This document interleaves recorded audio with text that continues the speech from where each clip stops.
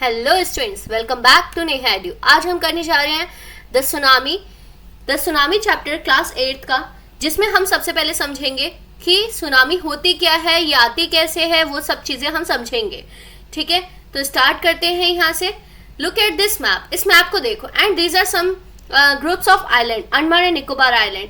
Capital है Port Blair, Andaman and Nicobar. ये आप सर्कल देख रहे हो, ये जो आइलैंड है ना, ये है हमारा अंडमान एंड निकोबार आइलैंड। यहाँ पे सुनामी आई थी। What is archipelago? This group of islands is known as archipelago surrounded by sea. ये वो ग्रुप ऑफ आइलैंड होते हैं जो समुद्र से पूरा घिरा हुआ रहता है, उन्हें हम आर्किपेलागो कहते हैं। ठीक है, तो अकरेंस ऑफ सुनामी की बात करें, सुनामी आती कैसे है, ठीक है, तो उसकी बात करेंगे। सबसे पहले तो सुनामी आती कैसे, उसके बारे में समझेंगे। ये देखो, अर्थक्वेक आता है, उसकी वजह से सुनामी की स्टार्टिंग होती है। वो समुद्र के अंदर का अर्थक्वेक होता है बस ये, ठीक है, अर्थ के ऊपर का नहीं, वो लैंड के ऊपर का नहीं, समुद्र के अंदर का अर्थक्वेक जो होता है, उसकी वजह से सुनामी आती है। यहाँ पे आपको दिखाएंगे अभी कि जैसे कैसे स्टार्ट होता है अर्थक्वेक, धीरे धीरे बढ़ता जाता है फिर वो। ठीक है, ये देखो सुनामी की स्टार्टिंग हो रही है। और सुनामी पहले ये समुद्र अपने आप को पीछे की तरफ बैक साइड में लेके जाते हैं, देन एकदम से बहुत तेज आगे की तरफ आता है। ये देखो कितना डिस्ट्रक्शन कर रहा है। ठीक है, ये देखा। अब नेक्स्ट हम देखेंगे इससे क्या क्या डिस्ट्रक्शन होता है।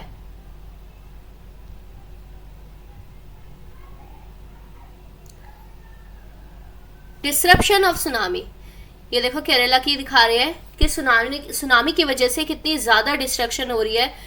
लोगों को देखो, अभी लोगों को समझ नहीं आ रहा है स्टार्टिंग में, लेकिन देखो ये देखो पेड़ को भी लेके जा रहा है पानी अपने साथ। इतनी तेजी से ये डिस्ट्रक्शन स्टार्ट होता है,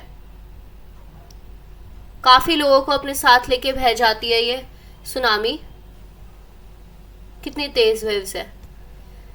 तो ये आपको सुनामी की कुछ वीडियो मैंने दिखाई कि भाई कैसे स्टार्ट होता है, क्या होता है, क्या डिस्ट्रक्शन होता है। सुनामी का मेन मीनिंग समझते हैं। What is tsunami, what is the meaning of tsunami.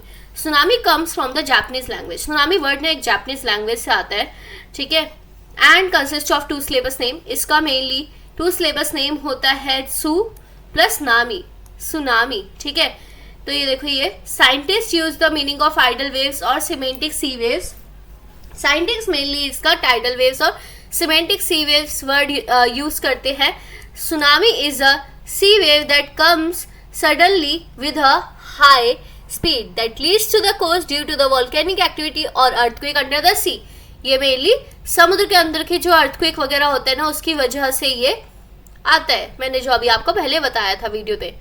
तो स्टार्ट करते हैं यहाँ से सीक्वेंस ऑफ कॉज के बारे में। व्हेन एन अर्थक्वेक अकर, जब एक अर्थक्वेक होता है, the surface of the sea beds rise, surface एकदम से बढ़ने लग जाता है, along with the fault. Then what is and when the tsunami is formed, the fault cause by the balance of sea water to be disturbed. समुद्र के पानी में डिस्ट्रप्शन आता है, ठीक है। A large fault will produce big waves, जिसकी वजह से बहुत बड़ी बड़ी वेव्स बनने लग जाते हैं। Shortly after the earthquake, sea water will recede and will return to the mainland in the form of a big wave tsunami. Tsunami also occurred due to the volcanic eruption on the seabeds, causing high movement of sea water or nearby waves. Tsunami जो होती है mainly high movement की वजह से, समुद्र के अंदर जो या तो वॉल्केनिक इरप्शन हुआ होगा या फिर अर्थक्वेक आया होगा, तो उसमें समुद्र के पानी में बहुत बड़ी मूवमेंट होती है, जिसकी वजह से सुनामी आती है। ठीक है, tsunami is a natural calamity, nature की वजह से नेचुरल डिजास्टर होता है, like floods, landslide, cyclone and earthquake. On 26 दिसंबर 2004 की बात है, सुनामी ने थाईलैंड को हिट करा था। India such as Andaman and Nicobar island and the Tamil Nadu coast, India के भी कुछ पार्ट्स को, अंडमान निकोबार आइलैंड, तमिलनाडु कोस्ट, उसको हिट करा था। तो यहाँ से हम स्टोरीज स्टार्ट करेंगे कि कुछ लोगों की स्टोरीज चैप्टर में बताई गई है जिन्होंने उस सुनामी को फेस किया और वो बच गए। ठीक है, उनकी फैमिली पूरी तबाह हो गई, उनके बारे में अब हम यहाँ पे समझेंगे उन लोगों के स्टोरीज के बारे में। तो फर्स्ट स्टोरी है इग्निशियस की। Ignatius was the manager of a cooperative society in Katchal. ठीक है, ये एक मैनेजर था कोऑपरेटिव सोसाइटी में कछौल में। His wife woke up at 6 AM, उसकी जो वाइफ थी सुबह 6 बजे उठ गई, because she felt an earthquake, उसको लगा एक अर्थक्वेक आया। Ignatius carefully place down his article safe so that it would not fall and break. उसने अपना टीवी उठा के नीचे रखा ताकि वो टीवी गिर ना जाए और टूट ना जाए। ठीक है, then the family rushes out of the house. उनको लगा अर्थक्वेक है, तो इसलिए वो बाहर भाग गए घर से। When the tremors stops, जैसे अर्थक्वेक रुका, they saw the sea rising, उन्होंने देखा समुद्र की वेव्स बढ़ने लग गई है।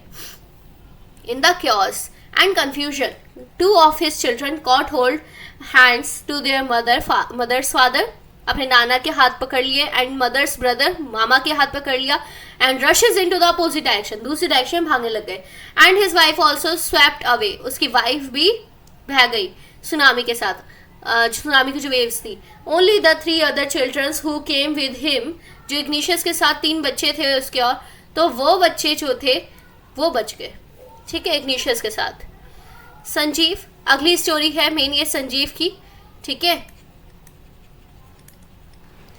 संजीव की story, Sanjeev was a policeman, ये एक पुलिसमैन था, सर्विंग इन द कछौल आइलैंड, जहाँ पे वो काम करता था इग्निशियस, सेम जगह पे संजीव काम करता था कछौल में ही, उसी आइलैंड पे, निकोबार पे। एंड ग्रुप ऑफ आइलैंड्स, ये Nicobar, he could save himself, वो अपने आप को बचा सकता था, and his wife and his baby daughter from the waves, but he swept away in the wave while he was trying to save his cook wife. क्या हुआ था, ये ना सही जगह, सेफ जगह पे पहुंच गए थे संजीव, उसकी वाइफ, उसके बेबी, लेकिन क्या हुआ, संजीव अपनी कुक की वाइफ को बचाने के लिए, उसकी कुक की वाइफ फंसी हुई थी सुनामी में, वो उसको बचाने के लिए वापस वहाँ पे गया, उस जगह पे जहाँ पे सुनामी थी, और वो उसकी कुक की वाइफ के साथ वहीं पे स्वेप्ट बह गया, ठीक है। 13 ईयर ओल्ड मेघना, ये स्टोरी है मेघना की। Meghna, who was swept away along with her parents and 77 other people floated in the sea with 2 days holding a wooden door.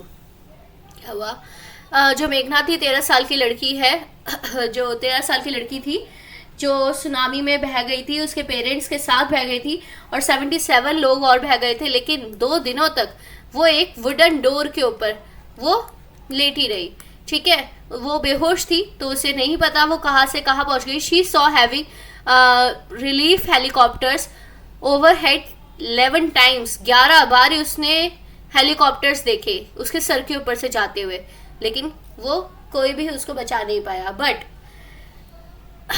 Was found walking on the she so in a days, मतलब बता रहे हैं कि लेकिन वो बहते बहते समुद्र के किनारे आ गई, और वहां से फिर उसको हॉस्पिटल ले जाया गया, फिर वो बच गई। अलमा जावेद, ये 10 साल की बच्ची है, a student of caramel convent in port Blair, इस स्कूल में कैरमल कॉन्वेंट नाम का एक स्कूल है पोर्ट ब्लेयर में, वहाँ पे स्टूडेंट थी। Went there to celebrate Christmas and with her parents when the tremors came early in the morning, सुबह सुबह ये सुनामी आई थी। द फैमिली वॉज स्लीपिंग, पूरी फैमिली सो रही थी। Alma's father saw the sea waves recede, Alma के फादर ने देखा समुद्र की जो लहरें हैं वो बढ़ रही है। And he understood that the water would come rushing back with great force, पीछे की तरफ जा रही थी वेव्स जो है, फिर उन्हें पता था कि वो वेव्स इतनी तेजी से आगे आएंगी बहुत ग्रेट फोर्स के साथ। And he woke everyone up, उन्होंने सबको उठाया और भागने की कोशिश करी सेफ जगह पे, but her father and her grandfather were swept away in the giant wave, एक बहुत बड़ी वेव आई और उसके फादर और उसके ग्रैंडफादर उसके संग बह के चले गए। Alma who lost her mother and, Alma जो थी, अलमास उसके जो मदर थी, उसकी जो आंट थी, उसे उसने खो दिया। In the waves was floating with the help of a log of would, लेकिन वो एक लकड़ी के टुकड़े पे चढ़ गई थी जिसकी वजह से वो बच गई। And she climb on it and फेंट, और उस लकड़ी के टुकड़े पे चढ़ते के साथ ही वो फेंट हो गई, बेहोश हो गई। When she open her eyes in the hospital in Kamorta, उसने अपनी आंखें खोली कामोर्टा के वो हॉस्पिटल में। बहुत ट्रॉमा, वो बिल्कुल ट्रॉमा में थी। ट्रॉमा मतलब एक शॉक होता है, बहुत ज़्यादा बड़ा शॉक, ठीक है। स्टोरी 2 मेनली यहाँ पे हमारी थाईलैंड के बारे में है। अभी हमने अंडमान निकोबार आइलैंड के बारे में पढ़ा, अब ये थाईलैंड की स्टोरी है एक, जिसमें टिली स्मिथ नाम की एक बच्ची थी, 10 साल की थी, ब्रिटिश स्कूल गर्ल थी।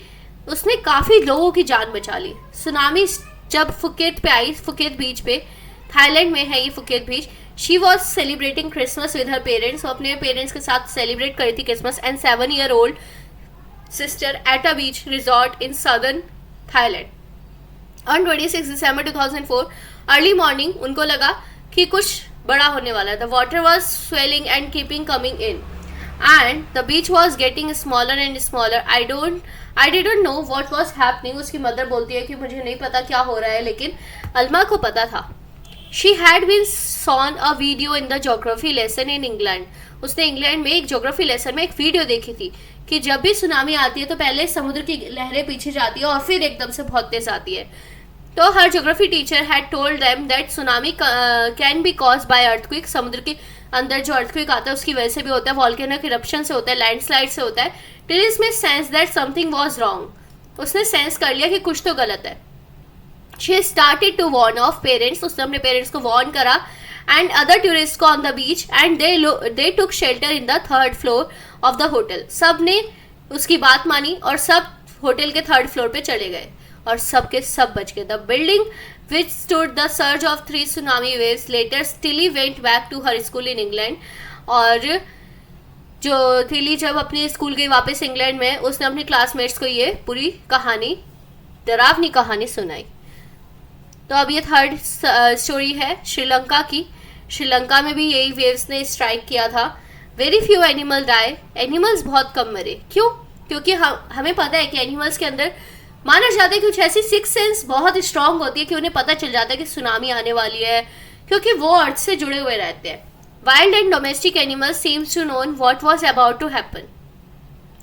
वाइल्ड और डोमेस्टिक एनिमल को पता चल गया था पहले कि क्या होने वाला है. They flee to safety. वो भाग गए सेफ जगह पे. According to eye witness accounts, काफी लोगों ने देखा एलिफेंट स्क्रीम, चिल्लाने लग गए और अपने हायर ग्राउंड्स पे चले गए. डॉग्स ने बाहर जाने से मना कर दिया घर से, ठीक है. और जो बर्ड्स थी उन्होंने कम हाइट पे उड़ना बंद कर दिया. और जू के जो एनिमल्स थे वो अपने शेल्टर्स में चले गए, ठीक है. और तभी वापस आए जब वो सुनामी चली गई.